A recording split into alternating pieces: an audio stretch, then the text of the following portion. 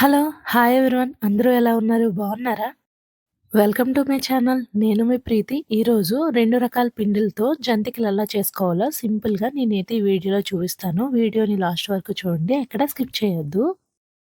మనకి పిండిలు ఆడించి జంతికలు చేసే టైం లేనప్పుడు పిల్లల కోసం ఈజీగా ఈ స్నాక్స్‌నైతే చేయొచ్చు. దానికోసం ఫస్ట్ నేను సూపర్ మార్కెట్‌లో ఫస్ట్ క్వాలిటీ శనగపిండినైతే యూజ్ చేస్తున్నాను. జనరల్‌గా జంతికలు చేసేటప్పుడు మినపగుళ్ళు, శనగపప్పు, పెసరపప్పు, అలాగే బియ్యం అన్నీ కలిపి ఆడించి చేస్తూ ఉంటారు. అదంతా చేసే టైం లేని వాళ్ళు ఇలా ట్రై చేసి చూడండి. ముందుగా శనగపిండి ఫస్ట్ క్వాలిటీ శనగపిండిని తీసుకొని ఉండలు లేకుండా కలుపుకోండి. అందులోనే అర కేజీ వరిపిండినైతే తీసుకుంటున్నాను. అంటే 2 పావులు వరిపిండి.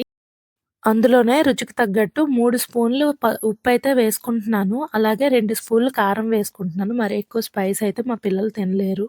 వామ్ ప్యాకెట్ 10 రూపీస్‌ది తీసుకొనొచ్చాను. అందులో హాఫే యూజ్ చేస్తున్నాను. అలాగే మా ఇంట్లో నువ్వులు కడిగేసి ఉంచారు మా అత్తగారు. ఆ నువ్వులనే నేను యూజ్ చేస్తున్నాను. ఒక కప్పు వేసుకొని కలిపి చూసాను. నాకింకా సరిపోలేదు. అలాగే ఇంకో కప్ కూడా యాడ్ చేసుకున్నాను. ఇప్పుడు మొత్తం అంతా ఒక్కసారి మిక్స్ చేసుకోండి. ఇందులో చాలామంది డాల్డా వేస్తుంటారు. చాలామంది నెయ్యి కూడా వేస్తుంటారు. నేనైతే ఇంట్లో ఉన్న నెయ్యే ఒక స్పూన్ అయితే యూజ్ చేసుకున్నాను. ఇప్పుడు ఇందులోకి హాట్ వాటర్ అనేది యూజ్ చేసుకొని ఉండలు కట్టకుండా అలాగా కలుపుకోవాలి. వాటర్ అనేది ఒక్కసారి యూజ్ చేయకుండా కొంచెం కొంచెంగా వేస్తూ కలుపుతూ ఉండాలి. ఉండలు కట్టకుండా కలుపుకోండి. నిజంగా జంతికలు చేయాలంటే కొంచెం పేషెన్స్ అయితే ఖచ్చితంగా ఉండాలండి. చూసారా?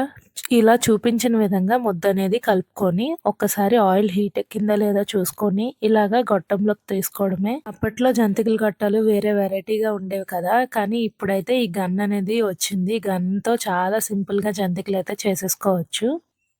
నేను చూపిస్తున్న విధంగా థ్రెడ్‌ననేది హోల్డ్ చేసి, స్టిక్ అనేది ఇటువైపు తిప్పితే సరిపోతుంది.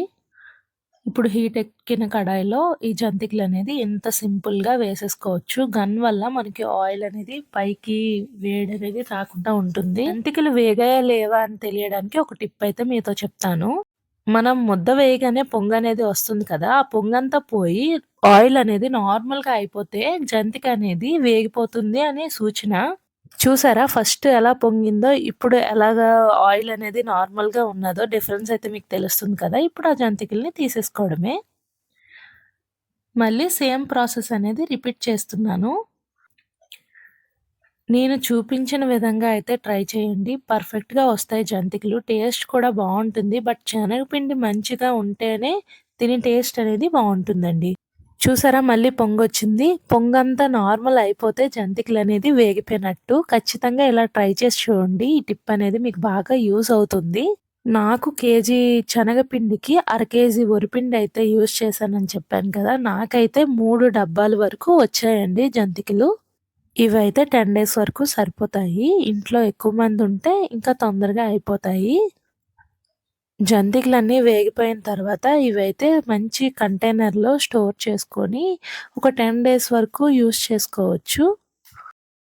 ఛానల్‌ని కొత్తగా పెట్టాను కదా! ఒక కాంప్లిమెంట్ అయితే ఇవ్వండి. కామెంట్ సెక్షన్‌లో ఏదైనా చెప్పండి. ఎలా ఉన్నాయి ఏంటి అని. ఇప్పుడు బౌల్‌లోకి తీసుకున్న జంతికలైతే చూడండి ఎంత క్రిస్పీగా ఉన్నాయో ఒక్కసారి లైవ్‌లో చూపిస్తాను చూడండి. మరిన్ని వీడియోస్ కోసం నా ఛానెల్‌ని సబ్స్క్రైబ్ చేయండి. అంతే వీడియో. Bye bye.